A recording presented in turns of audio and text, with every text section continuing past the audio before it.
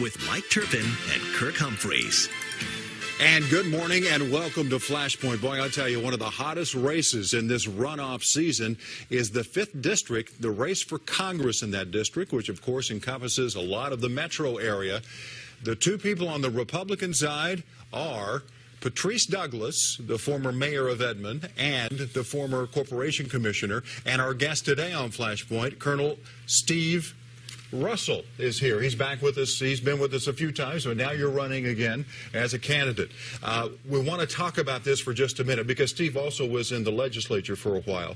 I want to let you know, for all you Patrice Douglas supporters out there, we did attempt to make a time available for Patrice to come on with the colonel and debate the issues with him since they're running head-to-head. But, Kirk, you were kind of the spearhead of that. And we tried 4 different dates, and she couldn't find a date that was available, and so we took Colonel Russell because he was available. He was available, and so that's the situation. For whatever reason, Patrice or her people running her campaign couldn't make it happen. We all like Patrice. We know her, but we have to go ahead with our show. So anyway, the colonel is here to talk about his side of the race. For those who don't know you, Steve, give them a 45-second Reader's Digest version of Colonel Steve Russell. You bet. I'm a native of Del City, Oklahoma. I graduated from Del City High. I had a 4-year Army scholarship, went to Ouachita Baptist University, and got a degree in public speaking and speech and debate there. Got a commission in the United States Army. Served 21 years in the infantry. I'm a veteran of Kosovo, Kuwait, Afghanistan, and Iraq. I commanded a task force that was a part of the hunt and capture of Saddam Hussein. I retired from the service in 2006, came back to Oklahoma City. I'm the author of the book We Got Him, about the hunt and capture of Saddam. And I served a term in the state Senate from 2008 to 2012. 2 of those 4 years, I was chairman of the Veterans Affairs Committee. I also do a lot of national veterans advocacy work around the country with organizations like Concerned Veterans for America. And I own a small rifle manufacturing company called Two Rivers Arms, and we make replica Iraqi rifles. Our motto is we build what soldiers could not bring home. We make about 300 rifles a year. We've been in business 4 years come August. Our rifles will be featured in Clint Eastwood's upcoming film American Sniper this fall. And every Iraqi rifle in that film was made right here in Oklahoma City. So I've been a businessman, a soldier, a lawmaker, a husband of 28 years, 5 grown children that live here in the metro. You left the state Senate. You could have run again. You didn't. Right. Fair. And you were on this show once, and you were fairly candid about it was hard being a state senator. It was hard to get something done. I remember you saying that. But now you're running for Congress. Sure. If not state Senate, why Congress? Well, I think you have different skill sets and different levels for things. I bring a lot of foreign policy experience, national defense, veterans affairs. I know how to solve problems, work with teams. It is a skill set, I think, that will be very useful for what our nation is facing right now. And the other thing is when I left the state Senate, I fulfilled my term there. Yeah. I had great opportunity to go and do a lot of veterans advocacy and national fundraising work. We raised money for crisis pregnancy centers, orphanages, Boys and Girls Clubs, Boy Scouts of America. Hundreds of thousands of dollars we were able to raise, and that was a unique opportunity I felt I had a moral obligation to do. Mm-hmm. Steve, give us your read on the current status in the Veterans Administration. Well, the VA, Kirk, in the last 2.5 years, we've been raising this issue nationally with Concerned Veterans for America. I even toured the country 3 times on this issue. Our biggest beef was there was no accountability, and we were trying to push for an accountability act. Duncan Hunter in Congress, he came up with the means to do that with the VA Accountability Act.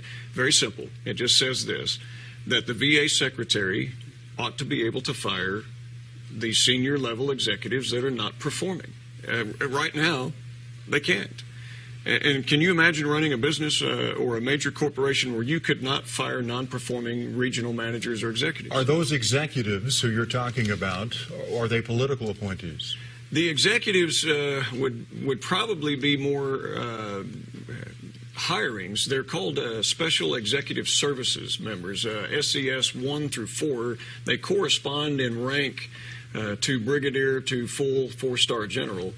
And they manage regions and major functions within the VA. But the VA secretary cannot fire them. And so the VA Accountability Act, which has passed the House, is still being debated in the Senate. It would allow the VA secretary to be able to fire people that can't do the job. Let's go to Iraq real quick, because a lot of your experience was in Iraq. Sure. And I respect the work you did there. Thank you. Look at Iraq right now.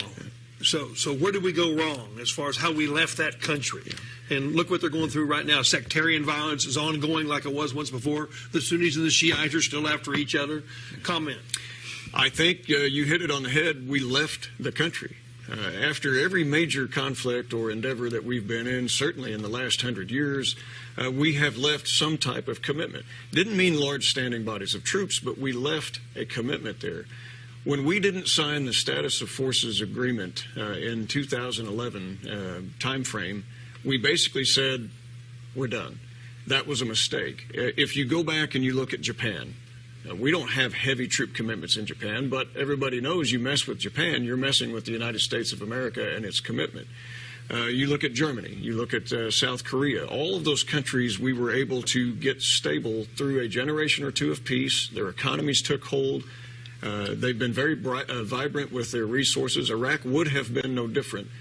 The president, for whatever reason, he wanted to abandon Iraq and leave that in the war. Instead, I'm afraid, Mike, he might have ended Iraq. It's very, very sad. You don't put any responsibility on Iraq and the sectarian violence and do. the Sunnis and the Shiites? That's historic rivalry. Yes, but you could make the same thing about feudalism in Japan with the imperialistic nature that they had. You could talk about that with the Germany. You could talk about that in South Korea when you had fetid rice paddies and no infrastructure and all of that.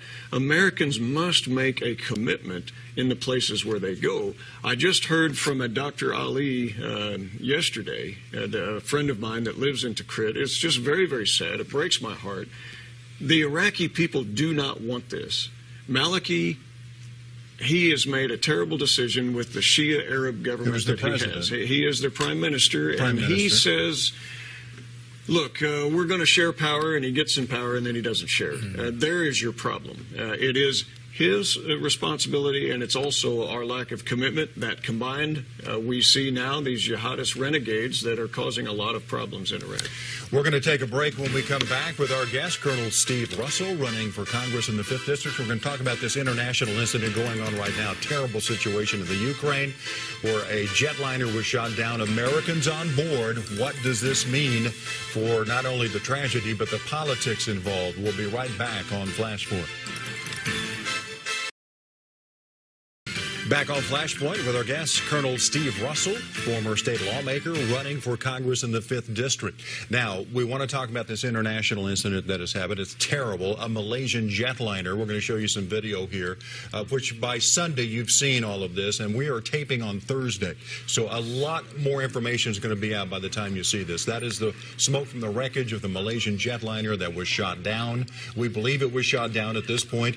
Nobody's taking responsibility for shooting it down, but it crashed. It shot down in the Ukraine, and there are over 20 Americans on board of the 290 that unfortunately and tragically perished in this.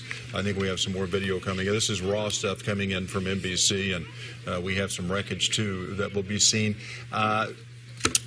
Colonel Russell, what is the situation in the Ukraine, and if you are a congressman, what would you do about this situation, or what would you say to the president? Well, the current situation that we have, you have some border enclaves where you have Russian separatists. They want to be a part of the Russian Federation rather than Ukraine. And so that is the most current situation. Obviously, when Crimea was pried away from Ukraine, that created a lot of unrest. You had a transition of government in Ukraine. They've gotten past that now. Vladimir Putin felt that he could exert a lot of influence. He's playing his cards very well. And so you have these border clashes. Most recently, in the last week, you had the Ukrainian military forces that went into these towns and enclaves, and they said, look, We're not going to stand for this. And they were able to wrest control of them back, most of them favorably. And now we have this tragic shoot down of an airliner. What should the United States do in the Ukraine situation? I think there are many things. Look, in the early 1990s, we had then President Clinton, and he said that if you will get rid of your nukes, because we didn't want nuclear proliferation of numerous states. When the Soviet Union broke up, the Ukraine was sitting on nukes. And so the United States, under President Clinton's leadership, he said, if you will destroy these, we will extend our sphere of security to you, and we'll have the Office of Security and Cooperation of Europe, the OSCE, and he says we will be favorable to you. That was not bad policy when we made it. Unfortunately, we didn't act on it, and when we see these problems with Ukraine, now we have an administration that just says, don't do that. And we're going to impose sanctions on 6 of your friends, of your president. I mean, it's just a very strange response. What could we have done? This is what the president should have done immediately when we saw this situation. He said, I'm going to Brussels. We're going to meet with NATO. We're going to meet with the G7. We're going to collectively come together on this. We're not going to stand for this. We're going to guarantee economics to the Ukrainian government. We're also going to establish ways to get natural gas to them, and we are going to help them in this dire situation. We did not do that. We sent mixed signals, and because of that, we lost incredible clout and incredible opportunity. But if you do that, and you commit to that kind of, I've got your back, does that pose the risk of getting involved in another armed conflict, boots on the ground in the Ukraine, against the Russians? It's a lot more complicated than that if you're Russia, because you have Poland, who's an adjacent state, and it's also a NATO member. And so you have the invocation of the NATO Charter. You can't take that on, because if you get one state attacked, you get the whole ball. You're talking about Russia can't take that on. That's exactly right. Okay. And so what we have, Angela Merkel, for example, she could have gotten up with Germany and she could have said, look, we've had speeches before about protecting ethnic people. My country had speeches like that in 1938 about people in Czechoslovakia. We don't want to go there again. We're not going to stand for this. And we're going to work out a policy with the G7, and we're going to get our natural gas from somewhere else other than Gazprom. And you know what? Collectively, it is so much more humane to go that route than it is to have some worldwide or regional-wide conflict that costs tens of thousands of lives and untold human suffering. We can't read what that is in the future, but we can read collective security now, and we've missed an opportunity. Obama should have taken Putin on? I think so, yes. And not alone, but collectively, with our English-speaking allies, the G7 nations, with NATO. We had so many cards to play. Steve, immigration's been a big issue for years. It's big now. Yes. What's the U.S. doing wrong right now on immigration, particularly with the children from Central America? 52,000 of them. And what should we do to fix it? Got about a minute in the segment. The 2006 Fence Act, we must fund it. Senator Reid, please listen. We got to get funding. With the children coming in, we have to determine their legal status. 2008 Wilberforce Act, are any of them involved with human trafficking? We have to determine that. We have to determine their legal status. If not, then we send them home, depending on what they are. But we have to determine their legal status and rule of law. Have we seen it before? Yes. 1980 with Cuba, 1994 and 95 with Haitians. We've seen minors before. We've had them on our military installations before. We sent some home. We kept others. It's the rule of law. When we come back, we're going to get down to the nitty-gritty on the politics of this race in the 5th District that a lot of you will be voting on. Kirk has a very interesting take on what Steve Russell did in the primary election. We'll tell you about that coming up next. Flashpoint, our topic this morning is the race for Congress in the 5th District, which encompasses a lot of the metro. And again, if you're just now joining us, we have Colonel Steve Russell with us, who is in the runoff with Patrice Douglas. We all have had, all like her, we've all had Patrice on the show. However, they couldn't get a date to make this happen between Steve and Patrice, so we had to go with the show, and Steve is on the show. Talk a little bit about what happened in the primary. Well, Steve, Republican Party politics. It was an open seat, a crowded primary. Open seat, why? James Langford. James Langford did not seek re-election. Running for Senate. Two state legislators, in addition to yourself, Clark Jolly, Mike Turner. Turner spent a lot of money. Clark Jolly is well-funded. Patrice Douglas, a popular mayor of Edmond and a corporation commissioner, well-funded. And there's a sense in which you were kind of the skunk at the company picnic. No one thought you were supposed to be sitting here. You're talking about the Republican Party. Talk about the dollars and talk about what happened in that election.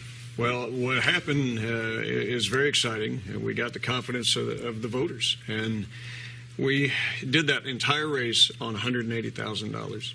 And what did the others spend? Well, collectively, we were outspent 10-1. You had Mr. Turner that had about $700,000, Mrs. Douglas $600,000.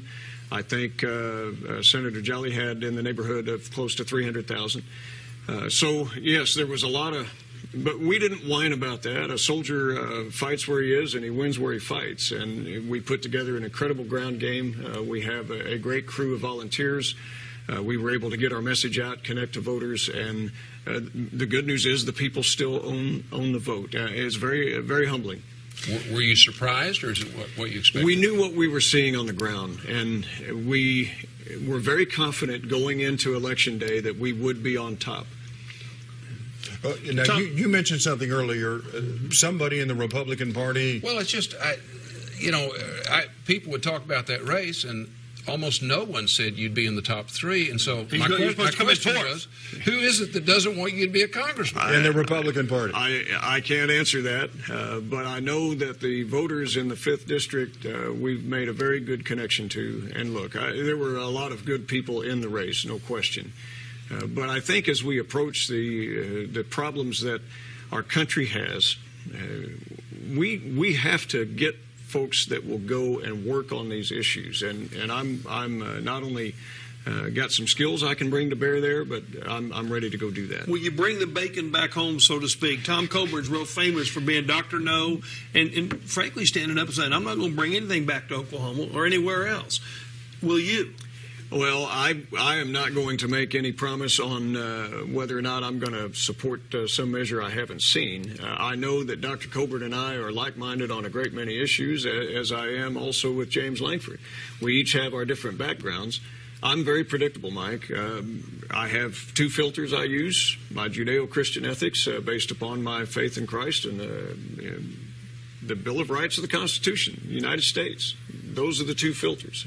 I've defended the Bill of Rights since I was 18, nearly given my life for it a few times. If it can get through both of those filters, I'll probably support it. If it doesn't, I'll stand in the way of it. Kirk mentioned it. Patrice Douglas, popular mayor in Edmond, popular corporation commissioner. What do your polls show right now? Because it's between you and Patrice coming up in August. There was a July 8th poll from JMC Analytics, outside look from Louisiana. We were very excited to get those numbers. Even after the holidays, the July 4th holidays, we were showing 10 points up, 41 to 31, leading in both men and women, seniors and conservatives. Very, very excited about those numbers. So there are still some undecided out there. 28%, yeah. But if you go proportionately, we hope to broaden that wedge even more. We've gotten some very key endorsements. Secretary Aragon came out and endorsed us this past week. I was very humbled by that. We've had Labor Commissioner Mark Costello, who has also endorsed. We've had a number of national organizations. I've been very, very grateful for those endorsements. What's your budget for the runoff? Our budget is, we are going to use what we have. To be announced. He's going to spend all he gets. We will spend it, but I've already shown that I can be a true conservative, because when you can beat the field on $180,000, we're going to be conservative. We put in rifle shots. We didn't have the luxury of just wasting things. We had to put in rifle shots. As opposed to a shotgun approach. Well, that's it. And you also have to think, if we're going there to solve the nation's budgetary problems, and I can't even run my own campaign with frugality, we've got some problems we have to go fix. Steve, we have 30 seconds left. If you're successful, what do you hope to accomplish in Congress? We have to quit deficit spending. We have to shore up our terrible foreign policy decisions. Americans feel very uneasy right now in so many regions of the world. We also have to take care of our returning veterans to get back and integrated into our economy, and we cannot continue to gut our national defense where it makes us insecure. I have the skills to work on all of those things. Colonel Steve Russell has been our guest on Flashpoint. We appreciate you joining us. Thank you, Steve. sir. It's good to see you again. Good It's great luck. to see you. We'll see what happens in the runoff election coming up in August. We'll be right back here on Flashpoint. All right.